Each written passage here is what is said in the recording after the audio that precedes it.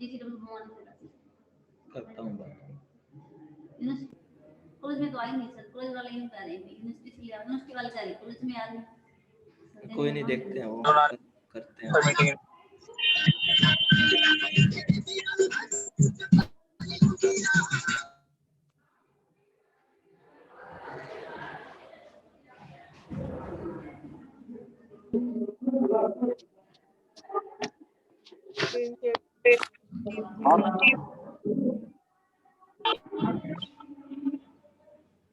अब चलाओ गाने।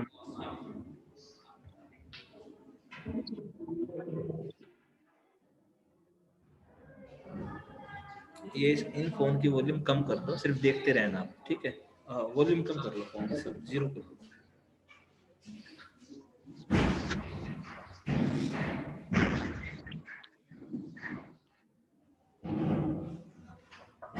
Good morning students. आज का जो हमारा टॉपिक है वो बड़ा ही सेंसिटिव सा टॉपिक है, जिसके बारे में बातें तो काफी हुई हैं, लेकिन किसी ने कोई एक्शन आज तक लिया नहीं है। जो आज का हमारा टॉपिक है वो है पॉवर्टी, जिसे हम गरीबी कहते हैं। तो उसके बारे में आज हमने बात करनी है डिटेल में कि गरीबी क्या है, क्या इसकी डेफिनेशंस है, क्या इसके टाइप्स है, और इसके लिए हम इसको, और सबसे इम्पोर्टेंट कि मापते कैसे हैं। अब तक जो हमारे पिछले टॉपिक्स थे, हमने बात की थी डेवलपमेंट की, ग्रोथ की, और उनको मापते कैसे हैं। तो आज जो हमारी बात होगी वो बात होगी गरीबी कि गरीबी क्या है और गरीबी को मापते कैसे हैं, गरीबी को मापने के तरीके क्या क्या है। तो वो सारी चीजें आज हम यहाँ पे डिस्कस करेंगे। सबसे पहली चीज तो यही है, एक 2 नंबर में भी आ सकता है, कोई भी आपसे पूछ सकता है हु इज पुअर, गरीब कौन है भाई बताओ। तो या हम ये कह सकते हैं कि व्हाट इज पॉवर्टी, गरीबी क्या है। तो ये जो गरीबी की डेफिनेशन है ये हर देश में अलग अलग है। जैसे कि अगर मैं यूएसए की बात करूं तो वहां पे क्या है कि अगर किसी बंदे के पास कार नहीं है अमेरिका में, तो उसको गरीबी माना जाता है, क्योंकि वो कंट्री रिच है, उनके अपने स्टैंडर्ड्स है। लेकिन इंडिया में अगर बात करें, इंडिया में अलग डेफिनेशन है गरीबी की, और वो यूनिवर्सल भी है। इंडिया में ये कहा कि अगर कोई इंसान अपनी बेसिक नीड पूरी ना कर पाए, बेसिक नीड क्या क्या, आपकी रोटी कपड़ा मकान है, उसके बाद आपकी हेल्थ है, एजुकेशन, ये 5 चीजें ऐसी हैं जिनको हम बेसिक नीड बोलते हैं। और ये 5 चीजों में से अगर 3 चीजें पूरी हो रही हैं और 2 नहीं हो रही है, तब भी हम उसे पॉवर्टी ही बोलेंगे। मान लीजिए कि आपके पास रोटी कपड़ा मकान तो है, लेकिन अच्छी हेल्थ नहीं है या अच्छी एजुकेशन नहीं है, तो भी उसको हम गरीब ही बोलेंगे। तो ये जो 5 रिक्वायरमेंट्स हैं, इनका कंप्लीट होना बहुत जरूरी है। तो ये थी आपकी पॉवर्टी की डेफिनेशन। गरीबी क्या है? गरीबी वो सिचुएशन है जिसमें एक व्यक्ति अपनी मूलभूत आवश्यकताएं पूरी ना कर पाता हो, दैट इज कॉल्ड पॉवर्टी। तो अब इसके बारे में बहुत सारी चीजें हैं कि पॉवर्टी के मेजरमेंट्स क्या है या पॉवर्टी मापी कैसे जाती है। तो इन्होंने लिखा है, poverty can be and is measured in different ways by governments, international organizations, policy makers and practitioners। जो गरीबी है उसको मापने के बहुत सारे तरीके हैं, हर देश उसे अपने तरीकों से मापता है। Increasingly, poverty is understood as multidimensional, comprising social, nature and economic factors situated within wider social political process. The capability approach also argues that capturing the perception of poor people is fundamental in understanding and measuring poverty। तो हर कोई गरीबी को अलग अलग तरीके से देखता है। एक जो तरीका है वो ये हो सकता है कि भाई जिसके पास जो है अपॉर्चुनिटी ना हो, मतलब चलो उसके पास बेसिक नीड तो है, रोटी कपड़ा मकान भी है, हेल्थ भी, एजुकेशन भी है, लेकिन उसको कोई पूछ ना रहा हो। फॉर एग्जाम्पल कि जैसे कोई फॉर्म निकले हैं वैकेंसी के और वो अप्लाई ना कर पाए, या उसके साथ भेदभाव हो, डिस्क्रिमिनेशन हो एट एनी बेसिस, चाहे वो कास्ट बेसिस हो, रिलीजन बेसिस हो, रीजन बेसिस हो, किसी भी बेस पे वो हो, तो भी उसे गरीबी कहा जाता है। क्योंकि गरीबी में क्या है, गरीबी तभी दूर हो सकती है जब हम उसको इक्वल अपॉर्चुनिटी दें। इक्वल अपॉर्चुनिटी कि भाई जैसे 100 आदमी के लिए वैकेंसी निकली है और हर कोई इसके लिए अप्लाई कर सकता है, उसमें हम किसी भी क्लास को जो है एक्सक्लूड नहीं कर सकते। वो तो होगी कि भाई उसमें गरीबी नहीं मानी जाएगी। तो ये डिफरेंट डिफरेंट डेफिनेशन है। कुछ डेफिनेशन, कुछ मेजरमेंट्स तो है इनकम बेस पे जो पैसे से जुड़े हुए हैं, और कुछ उससे थोड़े अलग हैं। तो पहले यहाँ पे टाइप आया है एब्सोल्यूट वर्सेस रिलेटिव पॉवर्टी। इसको हिंदी में बोलते हैं सापेक्ष गरीबी एवं निरपेक्ष गरीबी। ये दो काफी इंपॉर्टेंट है। तो व्हेन मेजर्स पॉवर्टी में बी एब्सोल्यूट और रिलेटिव, जब गरीबी को मापा जाता है वो या तो सापेक्ष हो सकती है या वो निरपेक्ष हो सकती है। Absolute poverty refers to a set standard which is consistent over time and between countries. जो आपकी सापेक्ष गरीबी है वो क्या है, वो सब देशों में एक जैसी रहती है और टाइम टू टाइम वो चेंज नहीं होती है। An example of an absolute measurement would be the percentage of the population eating less food than is required to sustain the human body। देखो ये एक मेजरमेंट है एब्सोल्यूट पॉवर्टी का। क्या है कि भाई हमें कुछ कैलोरी चाहिए होती है डेली जिंदा रहने के लिए, जैसे 2500 कैलोरीज है। अगर कोई बंदा इससे कम में गुजारा कर रहा है, मान लो 1500 कैलोरी से मिल रही है प्रतिदिन की, तो उसको गरीब कहा जाएगा। ये एक यूनिवर्सल डेफिनेशन है, ये सब जगह लागू है, चाहे वो यूएसए हो, इंडिया हो, पाकिस्तान हो, सब पे लागू है कि भाई अगर इससे कम कैलोरीज उसे मिल रही है तो वो गरीब है। कि जैसे एक यूनिवर्सल ये ऐसे है कि कोई हमने एक पैरामीटर ले लिया कि 2500 कैलोरी चाहिए एक इंसान को डेली, लेकिन पाकिस्तान में मान लेते हैं कि 2200 या 1900 कैलोरी ले रहा है हर रोज की, तो वो गरीब है। ठीक है, अगर वो 2500 कैलोरी ले रहा है, उससे ज्यादा ले रहा है तो कोई दिक्कत नहीं है उसमें, लेकिन उससे कम है तो वो उसको पुअर मानना जाएगा। उसके बाद है रिलेटिव। रिलेटिव है थोड़ा सोसाइटी से connected. Relative poverty in contrast views poverty as socially defined and dependent on social context. One relative measurement would be to compare the total wealth of the poorest one-third of the population with the total wealth of the richest of the population. In this case, the number of people counted as poor could increase while their income rises. There are several different income inequality metrics. One example is the Gini coefficient. Relative poverty का मतलब ये है कि जिसमें हम compare करते हैं, जैसे हम हरियाणा पंजाब का कंपेयर कर सकते हैं, हम इंडिया पाकिस्तान का कंपेयर कर सकते हैं, हम चीन और रशिया का कंपेयर कर सकते हैं। तो रिलेटिव में क्या है, रिलेटिव में हम दूसरों के साथ कंपेयर करते हैं कि भाई हरियाणा के लोग इतने गरीब है और मध्य प्रदेश के लोग इतने गरीब है। तो रिलेटिव में बेसिकली कंपैरिजन होता है कि हम उसे कंपेयर करें। उसके बाद चलते हैं मेजरमेंट्स में। तो ये तो टाइप्स थे गरीबी के, दो टाइप की थी। अब बात आती है मेजरमेंट की। The main poverty line used in the OECD and the European Union is a relative poverty measured based on economic distance. A level of income usually set at 60% of the median household income. जो आपके OECD country वो है जहाँ पे आपका petrol वगैरह होता है, जैसे इराक, ईरान है, उस टाइप की कंट्री है। और यूरोपियन कंट्रीज है जो वैसे भी काफी रिच है, वहां पे तो रिलेटिव एस्पेक्ट लेते हैं हम गरीबी को मापने का, कि हम कंपेयर करते हैं एक एरिया का दूसरे एरिया में। The United States in contrast use an absolute poverty measure, जबकि अमेरिका ऐसा नहीं करता। अमेरिका जो है एब्सोल्यूट पॉवर्टी का यूज करता है, मतलब कैलोरी बेसिस पे ही वो इसकी गणना करता है कि भाई इसको इतनी कैलोरीज मिल रही है या नहीं मिल रही है। The US poverty line was created in 1963-64 and was based on the dollar cost of the US Department of Agriculture's economy food plan multiply a factor of 3. The multiply was based on research showing that food cost then accounted for about one-third of money income. This one calculation has since been annually updated for inflation. USA का एक अलग नजरिया है, हम यहाँ पे USA की बात नहीं करेंगे तो मैं इसको थोड़ा स्किप कर रहा हूँ।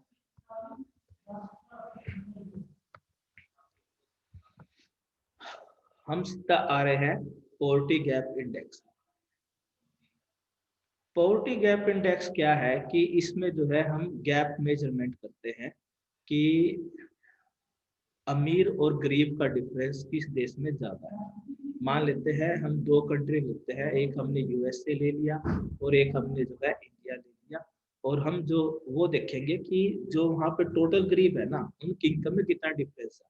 मान लीजिए कि इंडिया में 50 गरीब है और यूएसए में 50 गरीब है, तो उन 50 में ये हो सकता है कि 10 तो ऐसे हैं जिनकी इनकम जो है पॉवर्टी लाइन के आसपास है। पॉवर्टी लाइन क्या है? एक मिनिमम सब्सिस्टेंस इनकम की इतनी तो होनी चाहिए गुजारे के लिए। जैसे गांव में अलग है, गांव में जैसे हम डेली अगर वेज की बात करें तो वो कितनी मान जाती है? 326 मान जाती है। शहरों में 220 मान जाती है। तो ये एक ऐसी जो गरीबी है, आपकी गरीबी रेखा वो अलग अलग है।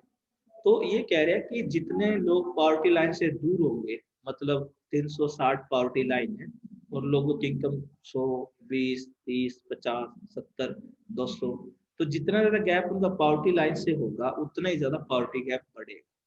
ठीक है, क्योंकि पुअर का ऐसे है कि 360 बीपीएल है, बिलो पॉवर्टी लाइन, तो हो सकता है एक की इनकम हो 359, वो भी गरीब में काउंट हो रहा है। और एक की इनकम है 1 रुपए, उसको भी हम जो है गरीबी कह रहे हैं। तो इसका हमें इसमें क्या दिक्कत है कि हम इंटेंसिटी ऑफ पॉवर्टी नहीं समझ पा रहे कि कौन कितना गरीब है। जिसके पास 359 रुपए है वो गरीब तो नहीं होगा नेचुरली, क्योंकि उसके पास इतना तो है। और जिसके पास 1 रुपया है तो मतलब वो बहुत ज्यादा गरीब है। तो गरीबी कितनी है इसको मापने में भी बहुत सारी दिक्कतें हैं।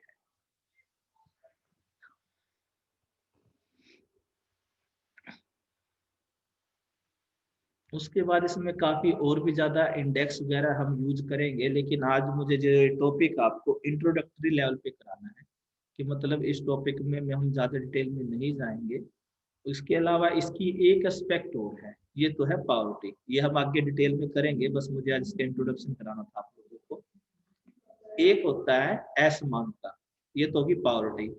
एक इसकी ही जुड़वा बहन है जिसको हम बोलते हैं इकोनॉमिक इनइक्वालिटी, आर्थिक असमानता। आर्थिक असमानता का मतलब ये है कि गरीब और अमीर का डिफरेंस, बस अगर मैं सिंपल शब्दों में कहूँ। आर्थिक असमानता कुछ ऐसे ही है कि जितना ज्यादा गरीब और अमीर का डिफरेंस रहेगा, आर्थिक असमानता उतनी ही ज्यादा बढ़ेगी। ठीक है, तो इंडिया में ये एक बहुत बड़ी प्रॉब्लम बनती जा रही है, आर्थिक असमानता। मैंने पिछले लेक्चर्स में भी डिस्कस किया था कि अगर मैं टोटल वेल्थ की बात करूं इंडिया की, एक आपको एग्जांपल देता हूँ सिंपल सा। मान लीजिए कि हमारी जो जीडीपी है वो 100 रुपए है। ठीक है, और हमारी पॉपुलेशन भी 100 है, हम ये भी मान के चलते हैं।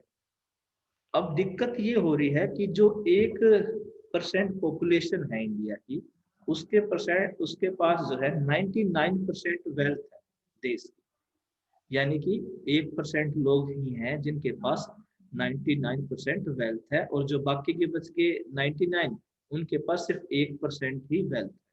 तो आप ये देख लो आर्थिक असमानता कितनी ज्यादा बढ़ गई है। ठीक है, और जो ये 1% लोग हैं, ये है आपके अंबानी, अडानी, टाटा, बिरला, ये सब इसमें आते हैं 1% में, जिनके पास इतना ज्यादा पैसा है, इतना ज्यादा कि आप सोच नहीं सकते। ठीक है, और एक तरफ वो 99% लोग हैं जिनको दिन में एक टाइम का खाना भी बड़ी मुश्किल से मिलता है, बड़े ही दिक्कत में है। तो अगर किसी को ये लगता है कि ये ऐसे ही चलता रहेगा, तो ऐसा नहीं है। ये जो 99% लोग हैं जिनके पास नहीं है, किसी ना किसी दिन वो कोई क्रांति करेंगे, रेवोल्यूशन करेंगे। क्यों? क्योंकि सारा दौलत तो, अपने सारे जो पैसे हैं, ये बड़े बड़े आदमी छुपा के बैठे हुए हैं।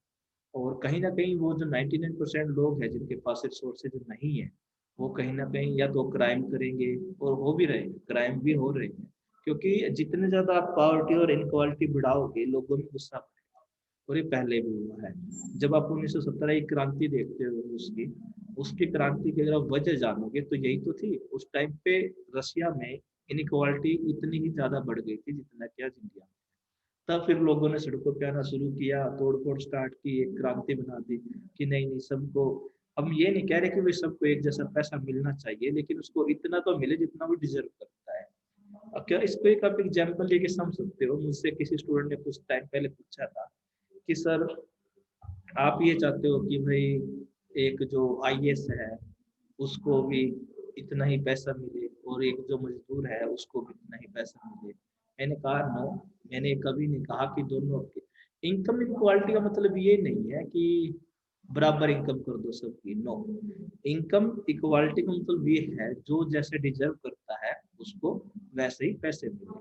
अब कोई जैसे मान लीजिए किसी ने पहले 10th की, 12th की, बीए की, एमए की, पीएचडी की, और उसको एम्प्लॉयमेंट ना हो, वहां पे दिक्कत है। क्यों? क्योंकि वो डिजर्विंग है, उसके पास जॉब होनी चाहिए, और जॉब वो क्या कर रहा है, अपने पापा की दुकान पे बैठ जाएगा, फैमिली बिजनेस चलाएगा, कुछ और काम करेगा, कोई सीमेंट की कंपनी में जाएगा।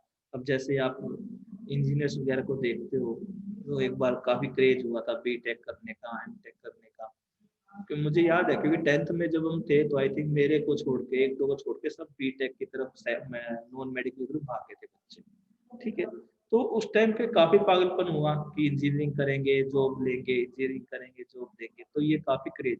सेम ऐसा एमबीए के साथ भी हुआ था। एक बार एमबीए भी काफी ज्यादा पागलपन हो गया लोगों में कि एमबीए करते जॉब मिल जाएगी हाथों में। लेकिन अब सिचुएशन क्या है कि एमबीए के पास भी जॉब नहीं है, और इंजीनियर के पास भी जॉब नहीं है। और वो क्यों नहीं है? क्योंकि ओवर सप्लाई है। सही बात है, भी काफी हो जाए। ओवर सप्लाई है, क्योंकि ओवर सप्लाई का रीजन ये है कि देश में जरूरत होती है हर साल 3 लाख इंजीनियर इंडिया, और हर साल हम प्रोड्यूस कर रहे हैं 11 लाख इंजीनियर। तो ये बेरोजगारी अपने आप ही होनी है भाई। इंडिया में जरूरत है 3 लाख की हर साल, और 11 लाख इंजीनियर जो है पास आउट होके जा रहे हैं, तो कहीं ना कहीं ये जो गैप है ये दिक्कत पैदा करेगा। और उसके अलावा एक चीज और भी है कि जो ये बाकी के 8 लाख इंजीनियर बच गए, ये फिर और जॉब करने को मजबूर हो जाते हैं। कोई जैसे एमटेक किया हुआ, कोई अपना सीमेंट की कंपनी में काम कर रहा है, कोई प्राइवेट बैंक में काम कर रहा है, ऑल तो उनका फील्ड नहीं है। अब सीधी सी बात है, अगर किसी को बैंक में काम करना है तो उसे बीकॉम करनी पड़ेगी, या बीबीए, एमबीए, एमकॉम। लेकिन उसने वो की नहीं, उसने एमटेक की, साइंस की पढ़ाई की, उसने इंजीनियरिंग की, तो वो इंजीनियरिंग तो उसके काम नहीं आ रही ना। उसने अपने 15-20 साल लगाए जिस चीज में, वो उस फील्ड में काम ही नहीं कर रहा, तो सीधी सी बात है वो दूसरे फील्ड में भी सक्सेसफुल नहीं हो पाएगा, क्योंकि उसने उसकी एजुकेशन नहीं ली। तो ये भी एक दिक्कत है। तो ये जो एमबीए है, जेबीटी है, बीएड है, ये मतलब वो होता है जैसे भेड़ चाल, कि ये बंदा कर रहा है तो मैं भी इसके साथ करूंगा, वो कर रही है तो मैं भी करूंगी। तो उसकी वजह से अब ये दिक्कतें आने लगी है कि जितने की जरूरत होती नहीं है, उससे ज्यादा लोग जो है अपना आ गए हैं स्कूल में। तो वो है आपकी इनकम इनक्वालिटी। और रही बात, इसमें एक चीज और है कि जो फिजिकल वर्क है और जो मेंटल वर्क है, दोनों पैटर्न अलग अलग है। फिजिकल वर्क तो ऐसे है जैसे किसी ने मजदूरी की, 8 घंटे उसने मजदूरी की। मेंटल लेवल पे ठीक है, उसने बहुत ज्यादा मेहनत की है फिजिकली। लेकिन एक जो कोई आईएएस है, या कोई सीए है, या कोई प्रोफेसर है, उसका काम चलो फिजिकल नहीं है मानना, लेकिन उसका काम मेंटल तो होता ही है ना। तो क्योंकि वो पढ़ाता है, पढ़ता है, तो ये हमेशा ही रहेगा कि एजुकेशन पे, मेंटल वर्क पे हमेशा ही रिटर्न ज्यादा मिलेगा कंपेयर टू फिजिकल वर्क। ये एक सच्चाई है। तो इसके अलावा एक चीज और है कि हर देश में सेम नहीं है चीजें। अब यहाँ पे आप अगर देखो, जॉब्स भी 2-3 टाइप की है। एक जॉब तो ऐसी है जो आपको एसी रूम में बैठ के करनी है, कंप्यूटर पे काम करना है या कुछ और करना है। एक तो आपकी वो जॉब है, और एक उसी कंपनी की दूसरी जॉब है जिसमें आपको फील्ड में जाना है। मान लेते हैं इंश्योरेंस कंपनी है, उसमें 2 बंदे लगे हैं। एक बंदा लगा है अपना क्लर्क लेवल पे या मैनेजर लेवल पे इंश्योरेंस कंपनी में, तो उसको तो कंपनी दे रही है 50,000 रुपये महीना। और एक जो दूसरी कंपनी, दूसरा कोई पर्सन है, कर्मचारी है, वो बेचारा फील्ड में जाता है, घर घर जाता है और पॉलिसी बेचता है। पसीने में, धूप में, मौसम कैसा भी हो, उसे कुछ काउंटेबल पॉलिसी बेचनी है हर महीने। उसको आप दे रहे हो 20,000 रुपये, 22,000 रुपये, जबकि उसका काम काफी मुश्किल है, वो फील्ड में जाके काम कर रहा है। लेकिन फिर भी ये होता है इंडिया में खासकर, कि जो फिजिकल काम कर रहा है, फील्ड में जाके काम कर रहा है, उसको कम दे रही है कंपनी। और जो एसी रूम में बैठ के कंप्यूटर पे बटन दबा रहा है, मैनेज कर रहा है चीजों को, उसको ज्यादा दे रही है। लेकिन यूएसए में इसका जस्ट अपोजिट है। यूएसए में जो अगर कोई काम फील्ड का है तो उसको ज्यादा इनकम है, अगर कोई काम कैबिन में बैठ के करना है तो उसको कम इनकम है। क्यों? क्योंकि यूएसए में लेबर काफी महंगा है, और इंडिया में जो लेबर है वो काफी सस्ता है। इसको आप एग्जाम्पल के तौर पे समझ सकते हो कि जैसे आपका इंडिया में मोबाइल खराब हो जाए, कोई माइक की दिक्कत है, कैमरे की दिक्कत है, चार्जिंग पॉइंट में कोई प्रॉब्लम है, तो आपका 150 रुपए में या 200 रुपए में ठीक हो जाता है, कोई बड़ी बात नहीं है आज के टाइम में। लेकिन अगर सेम प्रॉब्लम आपकी यूएसए में आ जाए, आपका फोन का माइक खराब हो जाए या कैमरा काम ना करे, चार्जिंग पॉइंट में दिक्कत हो, तो आपके पास सिर्फ दो ही ऑप्शन होंगे, या तो आप उस फोन को खुद ही ठीक कर लो या उसे कूड़े में फेंक दो। क्यों? क्योंकि इसके पीछे क्या है कि जो वहां पे लेबर कॉस्ट है, जो रिपेयरिंग कॉस्ट है, वो बहुत ज्यादा महंगी है। ये भी हो सकता है कि आपका फोन तो हो 1000 रुपए का और उसकी रिपेयरिंग पे 5000 रुपए लग रहा है यूएस से। तो इसलिए आप देखोगे वहां पे जो फोन है, डमी फोन्स होते हैं जिसमें थोड़ी बहुत दिक्कत होती है, वो लोग कचरे में फेंक देते हैं, सड़कों में डस्टबिन में फेंक देते हैं, क्योंकि उससे कम में तो उनका नया फोन आ जाएगा। अगर वो 5000 रुपये रिपेयर करने के लिए देंगे, उससे कम में तो उनका नया मोबाइल आ जाता है। तो इसलिए भी यहाँ पे ये दिखते हैं। तो जो उनका डमी है, जो उनका कचरा है यूएसए वालों का या यूरोपियन कंट्रीज का, उसको चाइना क्या करता है, खरीद लेता है उन फोन्स को। ठीक है, और फिर ये जो फोन्स है वो थोड़ा सा उनको री इंफ्रास्ट्रक्चर करता है मोबाइल्स को, जैसे आपके वीवो है, एटलीस्ट उनके स्पेयर पार्ट्स तो यूज कर ही लेता है। जैसे कैमरा ठीक ठाक होता है कई मोबाइल में, स्क्रीन ठीक होती है, बैटरी भी ठीक ठाक होती है। तो जो ये बड़े कंट्रीज है, डेवलप कंट्रीज, वहां से वो कचरा उठाता है, गार्बेज मोबाइल्स का, और यहाँ पे उसको रिसाइकल करके फिर इंडिया को भेज देता है। फिर हम सोचते हैं यार ये चाइनीज मोबाइल तो सस्ते कैसे, इतने अच्छे कैसे? क्यों? क्योंकि वो तो उनको बिल्कुल लो कॉस्ट में पड़ा है। तो इसलिए भी जो है ये एक चीज परसिस्टेंट रहती है। तो यूएसए में लेबर काफी महंगा है, इंडिया में लेबर काफी सस्ता है, और ये हमेशा ही रहेगा। और उसके अलावा एक जो चैलेंज है हमारे पास इनक्वालिटी का, वो है अपॉर्चुनिटी का, कि इक्वल अपॉर्चुनिटी नहीं मिल पाती कई बार। तो मैं तो इनफैक्ट यहाँ पे भी देखता हूँ अपनी यूनिवर्सिटी में, और कई सालों से देख रहा हूँ। मतलब जैसे कोई स्टूडेंट अगर गांव से आते हैं तो उसके बारे में कुछ टीचर का परसेप्शन अलग होता है, ये तो बेचारे गांव वाले हैं, उनको मतलब एक अलग तरह से ट्रीटमेंट मिलता है। और जो कुछ बच्चे शहरों के होते हैं उनको एक अलग तरीके ट्रीटमेंट मिलता है। तो ये क्या है, डिस्क्रिमिनेशन है, कि अगर आप किसी के ऊपर कास्ट वाइज या रीजन वाइज, कि ये गांव का है ये शहर का है, तो वो सारी चीजें भी कहीं ना कहीं दिक्कतें पैदा करती है। में भी हो सकता है कि कोई आगे से अपॉर्चुनिटी आती है कि भाई आपको कोई कल्चरल इवेंट करवाना है और आपको जो है एक दो स्टूडेंट के नाम देने हैं। तो अगर वो टीचर ऐसा हुआ कि जिसको ये है कि गांव वाले बच्चों से चिढ़ है, तो वो अपॉर्चुनिटी देगा नहीं। चाहे हो सकता है गांव का कोई स्टूडेंट उसमें अच्छा कर सकता है, लेकिन वो उस तक वो चीज नहीं पहुंच देता कहीं। तो ये सारा जो गेम है अपॉर्चुनिटी का है, कि किसको कितनी अपॉर्चुनिटी मिल पा रही है, सबसे बड़ी बात वो है। तो ये जो दो कंसेप्ट है ये काफी हम इसे डिटेल में पढ़ेंगे, और ये दोनों जो कंसेप्ट है आपस में जुड़ी हुई है, पॉवर्टी भी और इनकम इनइक्वालिटी भी। लेकिन इनमें से जो जो ज्यादा डेंजरस है वो है आपकी इनकम इनइक्वालिटी। पॉवर्टी में क्या है, भाई कोई बंदा गरीब है तो कॉम्प्रोमाइज कर लेता है। मान लीजिए कोई अगर 10th पास बच्चा है, बंदा है कोई, उसने कोई छोटी मोटी जॉब कर ली 10-15 साल, 10-15 हजार की, 5-10 हजार की, तो कहीं ना कहीं कॉम्प्रोमाइज कर लेगा, कोई बात नहीं, मैं गरीब हूँ, इट्स ओके, मैंने ज्यादा पढ़ाई नहीं की, तो मुझे कोई दिक्कत नहीं है, मेरा इतने में गुजारा हो जाएगा। लेकिन इनकम इनक्वालिटी इससे उल्ट है। इनकम इनक्वालिटी में ये है कि भाई मेरे पड़ोसी ने मेरी जितनी पढ़ाई की और मैंने भी उतनी पढ़ाई की, लेकिन वो तो 1 लाख रुपए छाप रहा है महीने के, और मेरे पास 20 हजार भी नहीं है। तो जो इनकम इनक्वालिटी है वो ज्यादा डेंजरस है कंपेयर टू पावर्टी, क्योंकि पावर्टी में कॉम्प्रोमाइज हो जाता है, लेकिन इनकम इनक्वालिटी में नहीं होता। अगर मैं डेटा की बात करूं, मैं डेटा पे ज्यादा भरोसा करता नहीं हूँ। गवर्नमेंट कहती है कि इतनी गरीबी कम हुई है, पहले 31% थी कांग्रेस के टाइम में, अब 26% रह गई है। लेकिन एक आम आदमी तो मान सकता है चीजें, आम आदमी के हाँ भी सही कह रहे हैं, हमारे पीएम तो सही कह रहे हैं गरीबी कम हुई है। लेकिन अगर कोई डेटा को ध्यान से देखे, इसको अगर मैं आपको न्यूमेरिकल समझाऊं, कि पहले मान लीजिए 2015 में 100 आदमी थे, 100 में से 30 गरीब थे, तो पावर्टी आ गई कितनी, 30%। अब 2020 है, 2020 में पॉपुलेशन बढ़ गई है, 150 हो गया, टोटल 150 की पॉपुलेशन हो गई है, और आपकी जो गरीबी है वो जो है 30 से 50 हो। तो अगर आप इसका परसेंटेज देखोगे तो वो तो आएगा कम, लेकिन एक्चुअल जो नंबर है वो बढ़ेगा, क्योंकि पॉपुलेशन तो साथ साथ में बढ़ी है ना, लेकिन गवर्नमेंट उसको तो इग्नोर कर देती है। और अपना परसेंटेज अच्छा दिखाने के लिए कि इतनी परसेंट कम हुई है गरीबी, तो पॉपुलेशन को वो 2015 के हिसाब से लेके चलती है, ना कि 2020 के हिसाब से। तो ये जो डेटा का गेम है, आंकड़ों का जो ये खेल है, वो आम आदमी तो उसमें फंस जाता है। वो सोचता है हाँ भाई अगर ये डेटा आया है तो गरीबी कम हुई होगी, लेकिन एक्चुअली में ऐसा नहीं है। गरीबी बड़ी जरूर है, क्योंकि पॉपुलेशन एक हमारे लिए बहुत बड़ा चैलेंज बनता जा रहा है।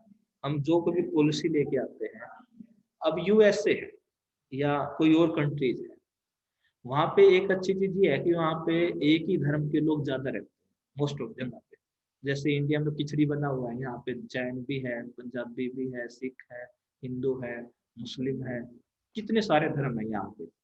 तो अब दिक्कत यहाँ पे ये है कि गवर्नमेंट जो है एक जैसा कानून ला नहीं सकती। सबसे बड़ी प्रॉब्लम ये है, कोई यूनिफॉर्म लॉ लेके नहीं आ सकती जो सब पे लागू हो।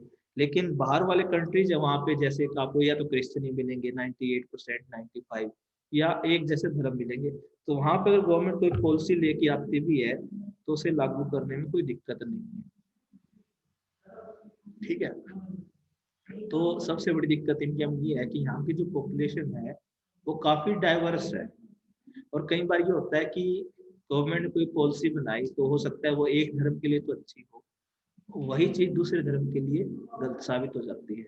तो ये सारी दिक्कतें भी हमारे यहाँ पे पॉलिसी फॉर्मुलेशन में हमें फेस करनी पड़ती है। उसके बाद एक क्वेश्चन फिर अराइज होता है कि क्या कभी इनको खत्म किया जा सकता है, पावर्टी को और इनक्वालिटी को? तो इसका एक सिंपल सा आंसर यही है, नो। ना तो पावर्टी बिल्कुल खत्म हो सकती, हम पावर्टी को जीरो नहीं कर सकते, और ना ही हम इनकम इनक्वालिटी को जीरो कर सकते, लेकिन कम कर सकते हैं। और ये ऐसा नहीं है कि बिल्कुल ही किसी भी गवर्नमेंट ने इंडिया में काम ही नहीं किया गरीबी में। अगर आप देखोगे आज से 10-15 साल पहले जो गांव की इमेज थी, जो गांव थे वो एक अलग थी उनकी, और आज के टाइम में आप देख लो।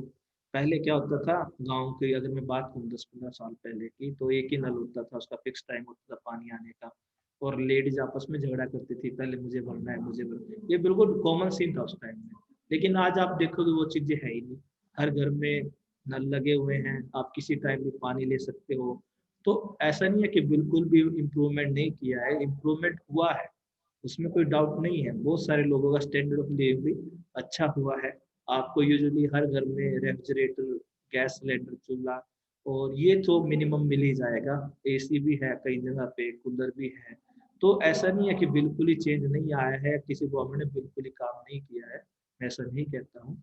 लेकिन बात जो है घूम फिर के वो आ जाती है कि जैसे अंबानी है, अडानी है, उन्होंने बहुत ज्यादा पैसा आपने उन्होंने कलेक्ट किया है, और वो वेलफेयर पे नहीं लग रहा है। उन पे जो टैक्स जितने लगने चाहिए गवर्नमेंट उन पे नहीं लगा पा रही है। इनफैक्ट कई बार सुनने को ये मिलता है कि वो जो रिच पर्सन है अंबानी अडानी, वो गवर्नमेंट को प्रेशराइज कर रहे हैं कि आप ऐसी पॉलिसी बनाओ जिससे हमारी इंडस्ट्री अच्छे से काम करे। अभी जो ये किसान आंदोलन चल रहा है, जो 3 कानून आए हैं, ये सब उसी का रिजल्ट है कि अंबानी अडानी ये चाहते हैं कि हमने इंडस्ट्रियल सेक्टर तो पूरा डेवलप कर लिया, सर्विस सेक्टर भी हमने पूरे कब्जे में ले लिया, अब रह गया एग्रीकल्चर सेक्टर, इसको भी हम कैसे न कैसे हथियार ले, हमें इसे अपने कब्जे में कर ले। तो अगर ये ऐसा हुआ तो फिर ये तो पूरे देश के मालिक बन जाएंगे ना 1% लोग। तो ये भी सबसे बड़ी दिक्कत है, इसलिए किसान सड़कों पे आए हैं कि इन्होंने 2 सेक्टर में तो पूरा कब्जा जमा लिया, एग्रीकल्चर में उनको जमाने नहीं देंगे। और इसलिए इतना जो है कॉन्ट्रास्ट हो रहा है लोगों के बीच में। और उसके अलावा एक चीज और भी है, वो ये है कि वेलफेयर की जहाँ तक बात आती है, अब गवर्नमेंट जो है ज्यादातर चीजें प्राइवेट सेक्टर को बेच रही है। ठीक है। अब कोई सा भी सेक्टर उठा के देख लो, रोडवेज, रेलवेज, एयरवेज, सब लॉस में दिखा रखे हैं गवर्नमेंट, सब। एक भी सेक्टर ऐसा नहीं है, एक भी सेक्टर ऐसा नहीं है जो प्रॉफिट में दिखाती है। तो एक ये इनके पास अच्छा रीजन हो गया है, क्योंकि जो संविधान है हमारा, जो कॉन्स्टिट्यूशन है, उसमें लिखा हुआ है कि प्रॉफिट कमाना गवर्नमेंट सेक्टर का काम है ही नहीं। गवर्नमेंट सेक्टर का जो काम है that is welfare of people, कि लोगों का कल्याण करना है। अगर आप देखोगे कि गवर्नमेंट हॉस्पिटल में महंगी महंगी मशीनें लग जाती हैं, वो मशीनें जो है 1-1.5 साल बाद खराब हो जाती है, गवर्नमेंट फी लगा देती है, फिर वो मशीन फिर खराब हो जाती है। ये ऐसा क्यों है? क्योंकि गवर्नमेंट को भी पता है कि भाई इस चीज को या तो अंडर यूटिलाइज होगा या मिस यूज होगा, लेकिन अगर उस मशीन से 1000 लोगों का भी अगर बेनिफिट होता है तो भी गवर्नमेंट को कोई दिक्कत नहीं है। तो अभी जो ये बहाना बनाया गया है कि भाई हमारी तो सारी चीजें घाटे में चल रही है, तो इसमें कोई बड़ी बात है ही नहीं। लिखा हुआ है कि गवर्नमेंट का काम प्रॉफिट कमाना नहीं है, गवर्नमेंट का काम क्या है? वेलफेयर, सामाजिक वेलफेयर जिसे हम कहते हैं। प्रॉफिट जो है सेकंड ऑब्जेक्टिव हो सकता है, लेकिन फर्स्ट जो ऑब्जेक्टिव रहेगा गवर्नमेंट स्कीम्स का, मशीनरी का, वो उनका वेलफेयर ही रहेगा। तो ये आज मैं टॉपिक आपका बस यहीं तक कराऊंगा, और कल को हम जो बात करेंगे, कल को हम बात करेंगे पॉवर्टी के बारे में, उसके मेजरमेंट्स के बारे में। 4-5 मेजरमेंट्स हैं, वो हम डिटेल में डिस्कस करेंगे। और परसों वाले लेक्चर में बात करेंगे इनइक्वालिटी मेजरमेंट्स के बारे में। तो ये टॉपिक हमारा बड़ा है, और 16 नंबर क्वेश्चन में लगभग आ ही जाता है हर साल। उम्मीद है कि ये इस साल भी आ सकता है। तो ये आज का टॉपिक था आपका इंट्रोडक्टरी पार्ट। क्वेश्चन तो यही होता है कि आपका भाई इनकम को इनक्वालिटी को मेजरमेंट करने के तरीके क्या क्या है, ये हो सकता है क्वेश्चन, या पावर्टी को मापने के तरीके क्या क्या है। तो इसमें का हम काफी सारे इंडेक्स हमें देखने को मिलेंगे, जैसे हमने डेवलपमेंट में देखे थे। तो अटेंडेंस में आपकी दे रहा हूँ अभी 23 स्टूडेंट्स हैं यहाँ पे जिन्होंने क्लास ज्वाइन की हुई है।